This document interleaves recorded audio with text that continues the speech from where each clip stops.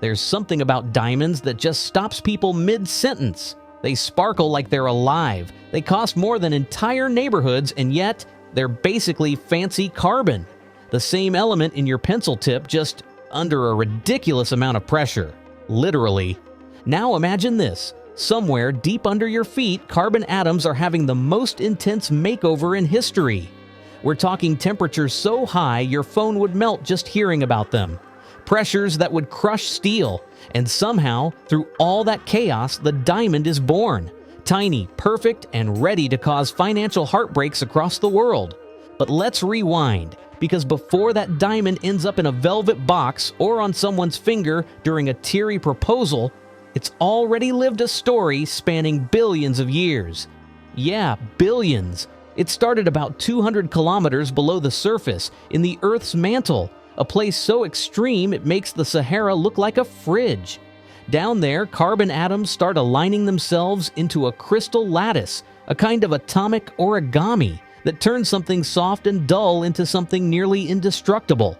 And no, it's not like diamonds are just sitting there waiting to be picked up.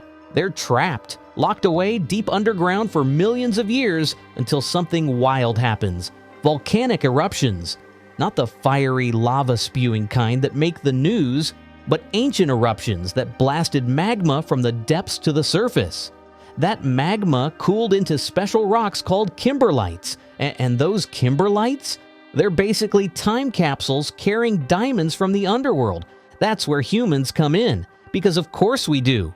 The moment someone found a shiny stone buried in the dirt and realized it could buy a kingdom, the hunt was on.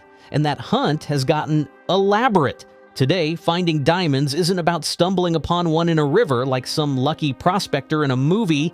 Nope. Geologists are out here using satellites, gravity sensors, and magnetic scanners like detectives following cosmic breadcrumbs.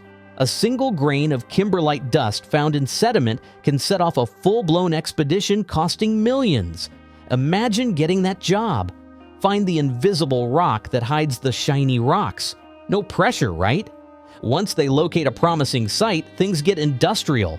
Fast. Open pit mines the size of small cities are carved into the earth in spiral ramps that go down hundreds of meters. And if the deposit is deeper, they dig tunnels that descend nearly a kilometer underground. It's dark, hot, humid, and somehow worth it, because in all that rock, just a few tiny pieces sparkle. On average, you need to dig up 250 tons of rock to get one single carat. One, that's like processing an entire skyscraper's worth of dirt to find a pebble. After extraction, the rocks go through some of the most delicate destruction you've ever seen. Giant crushers grind them down, but with surgical precision. Because while diamonds are famously hard, they're also brittle. Hit them wrong, and congratulations, you've just turned $50,000 into glitter. So everything is done with absurd accuracy.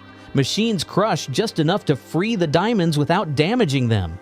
Then comes the wash. Massive drums spinning with high-pressure water, blasting away mud and dust. Out comes a concentrated mix of minerals, and that's when modern tech takes over.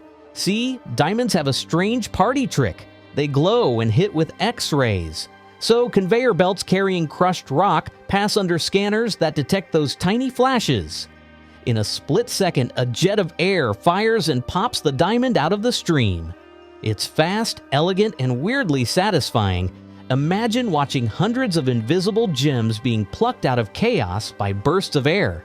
Somewhere out there, an engineer definitely built that machine just to feel like a wizard. Now the diamonds are free, but they're not exactly glamorous yet. They look rough, cloudy, sometimes like broken glass.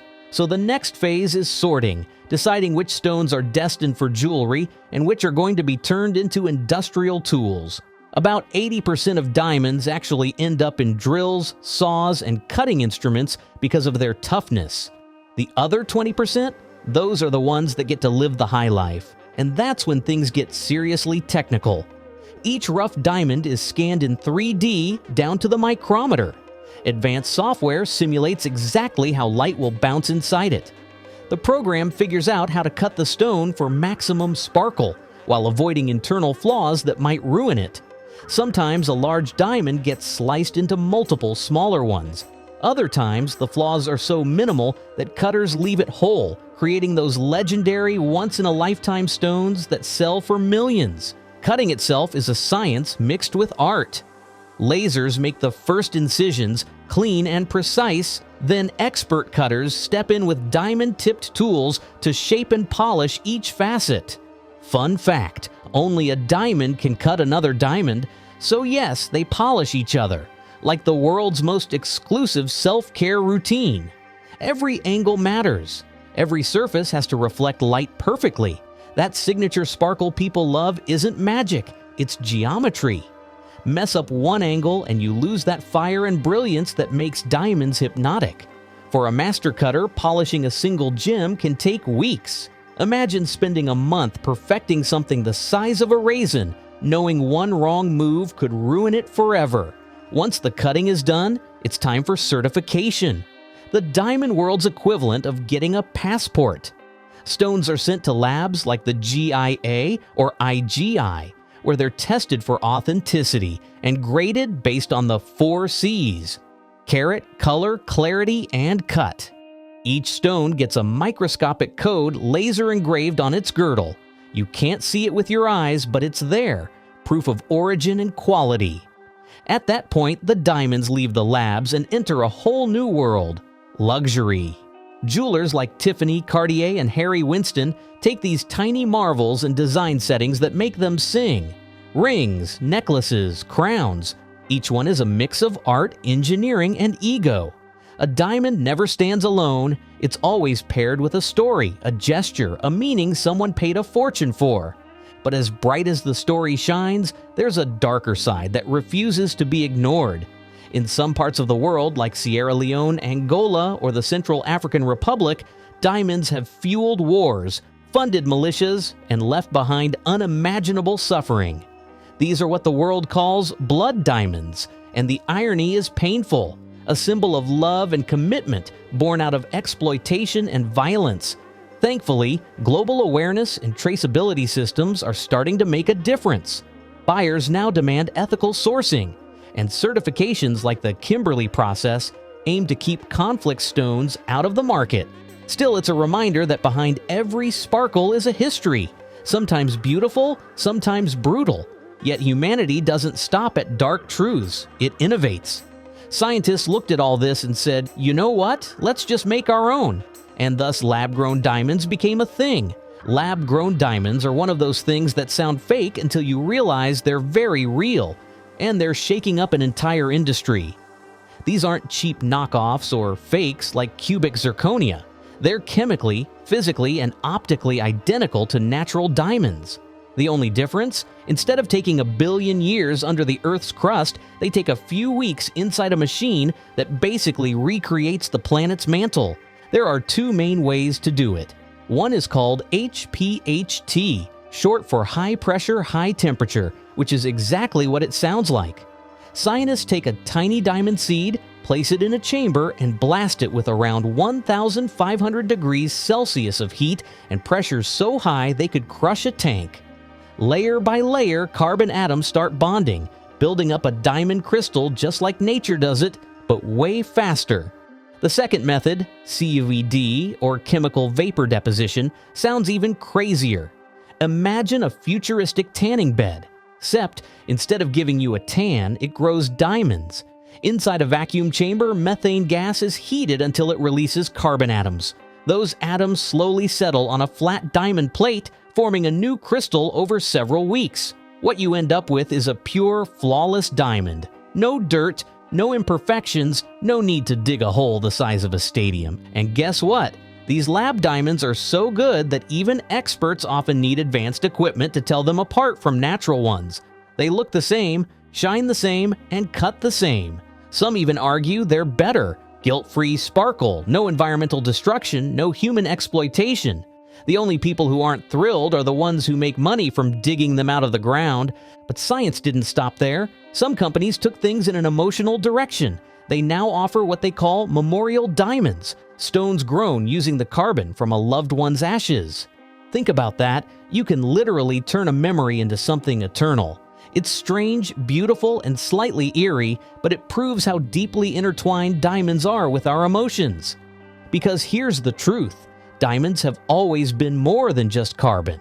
They've been symbols for strength, for eternity, for love that supposedly never fades, thanks to one of the most successful marketing campaigns ever. Back in 1947, the diamond company De Beers came up with a slogan that changed everything. "A diamond is forever." Those 4 words transformed an ordinary crystal into the ultimate symbol of romance. It wasn't just an ad, it was psychological alchemy. Before that campaign, diamond engagement rings weren't a thing. After it, they became the thing. Generations grew up believing a proposal wasn't real without one, and De Beers laughed all the way to the bank. That's the wild part about diamonds. Their story is half geology, half human imagination. Nature made them rare and beautiful, but it was people who decided what they meant. From royal crowns to red carpet necklaces to lab-grown keepsakes, every diamond tells a slightly different version of the same story. We crave permanence in a world that constantly changes. Now let's circle back to the production side, because the numbers are almost absurd. Global diamond mining produces roughly 120 million carats a year. That's around 24 tons of diamonds. So next time you see a diamond glittering under a store light, think about where it's been. From carbon atoms trapped 200 kilometers below the Earth to the chaos of volcanic eruptions, through billion-dollar machinery, laser-guided cutters, and ethical debates, all that just to end up on a ring or a pendant. That sparkle isn't just light. It's a history lesson compressed into a single shimmer. And maybe that's why even after centuries of mining, marketing, and man-made alternatives, we still can't look away. Because deep down, every human, whether in a mine, a lab, or a luxury boutique, is searching for something that lasts forever. So if you've enjoyed diving into the world beneath the sparkle, stick around for what's next. There are more stories like this of how the everyday things around us hide mind-blowing journeys beneath their surface. And trust me, the next one will shine just as bright.